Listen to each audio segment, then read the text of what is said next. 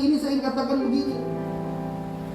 Ketika kita melihat sesuatu dengan kacamata kita secara pribadi, secara manusia, saya ingin katakan gini, begitu banyak orang-orang Kristen akan kecewa dengan Tuhan. Kenapa?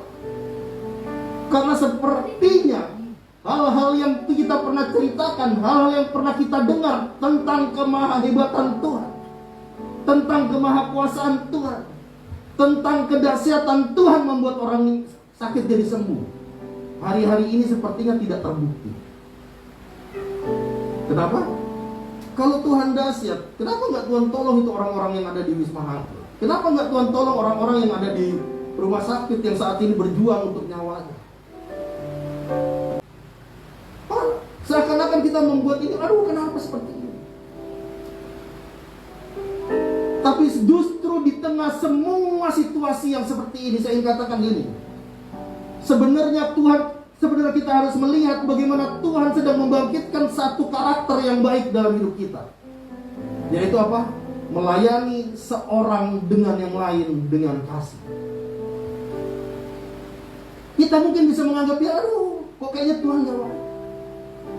Tapi Tuhan sedang membangkitkan jiwa kita, karakter kita, melayani dengan kasih, melayani orang-orang yang seperti itu.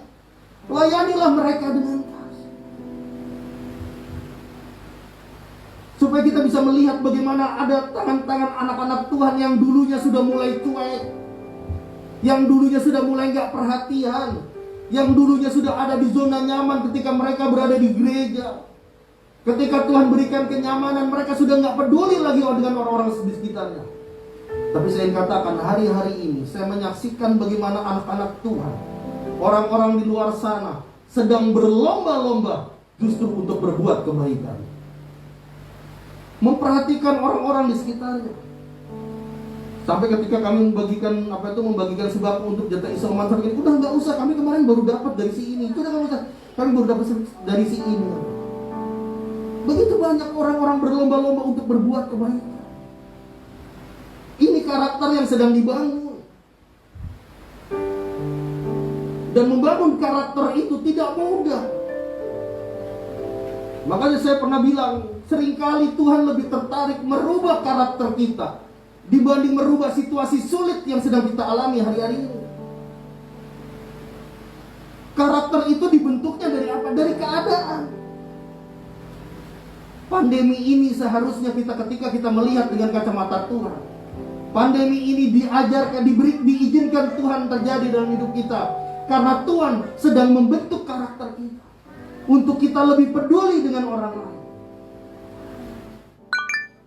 Salah satu contohnya tentang sebuah cerita tentang anak yang terhilang. Karakter anak terhilang awal-awalnya adalah anak yang serakah, anak yang sombong.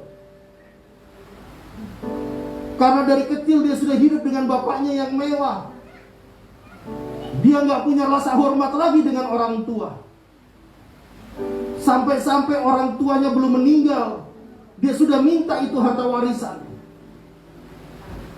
Setelah dia dapat harta warisan, dia tinggalkan semuanya. Dia pergi ke satu negeri, dia mulai menjual semua harta bendanya. Dia hidup berfoya-foya.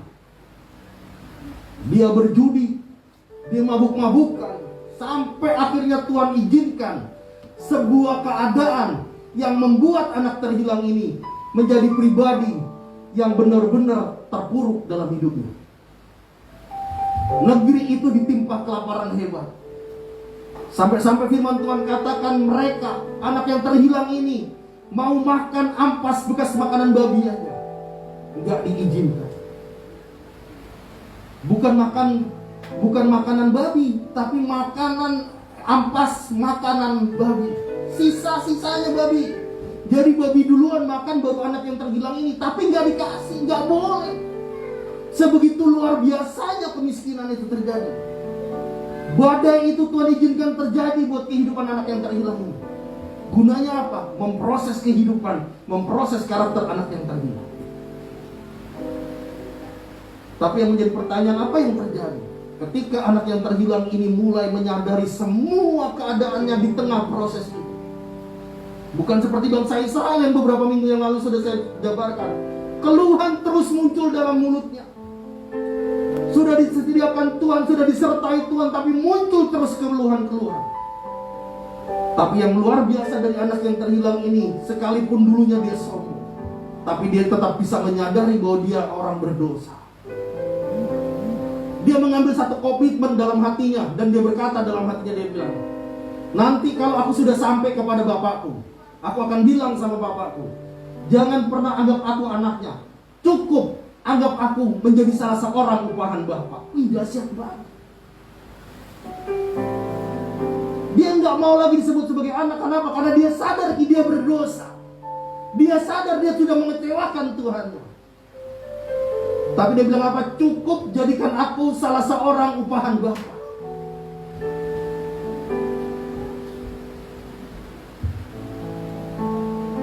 Karakter apa tuh? Keadaan mengubah karakter anak yang terhilang. Sampai di satu titik akhirnya dia menjadi satu pribadi yang rendah hati. Sampai di satu titik dia menjadi satu pribadi yang benar-benar menghormati orang lain.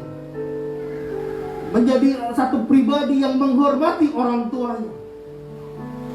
Apakah ketika terjadinya pemulihan, apakah ketika terjadinya perubahan karakter yang begitu dahsyat dari anak yang terhilang, apakah bapaknya diam aja? Enggak. Di ayat-ayat selanjutnya dikatakan apa? Cepat ambil lembu yang paling gemuk. Bahkan dikembalikan cincin kepada anak yang terhilang. Kekuasaan itu dikembalikan dalam tangannya. Bapaknya nggak izinkan dia menjadi seorang hamba. Tidak, Tuhan izinkan menjadi seorang budak. Tapi statusnya dikembalikan menjadi seorang anak. Kalau hari-hari ini Tuhan sedang proses hidup kita, mungkin situasi pandemi ini Tuhan sedang izinkan kita diproses oleh Tuhan. Saya cuma pengen bilang begini sama Bapak Ibu yang dikasih oleh Tuhan. Tetaplah ada di jalur Tuhan tanpa mengeluh. Karena saya percaya di balik semua proses yang Tuhan izinkan terjadi, ada rancangan Tuhan yang dahsyat yang Tuhan akan kerjakan buat kehidupan kita, kekristenan kita, terlebih untuk bangsa dan negara kita. Karena itu tetap serahkan hidup kita kepada Tuhan. Kemerdekaan yang Tuhan berikan dalam hidup kita, pegang itu dengan baik. Rawat itu dengan baik. Supaya kemerdekaan yang telah Tuhan berikan dalam kehidupan kita bukan menjadikan kita Kristen yang sia-sia, bukan menjadikan kita menjadi orang-orang Kristen yang seperti dulu sama aja, tapi menjadikan kita pribadi yang tetap berkenan di hati Tuhan. Tuhan Yesus memberkati kita sekalian. Biarlah kebenaran firman Tuhan pada saat siang hari ini boleh memberkati kita. Kita sama-sama tetap boleh bergandeng tangan, saling mendukung satu dengan yang lain, saling mendoakan satu dengan yang lain, supaya kita bisa melihat bagaimana perbuatan Tuhan, tangan Tuhan segera memberikan yang terbaik buat pribadi kita, bahkan untuk bangsa dan negara kita. Tuhan Yesus memberkati kita sekalian.